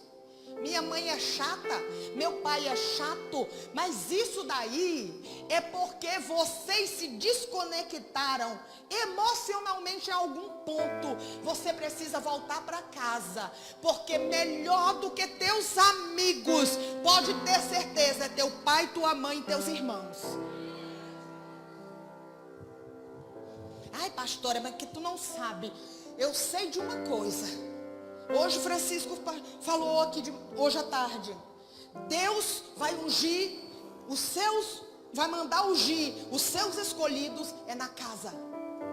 O profeta Samuel foi buscar Davi na sua casa. Eu acredito que os nossos apóstolos, os nossos pastores, os nossos mestres, aqueles que Deus quer ungir como pastores, como reis, que vão ser presidentes, juízes, advogados, profissionais, que vão ver sua profissão como um sacerdócio de Deus, eles estão dentro de uma família imperfeita, quebrada talvez, precisando de cura, transformação, mas é na casa. Não tem cura, pastora, mas espera, porque Deus derrama. Eu quero te dizer que eu acredito nisso.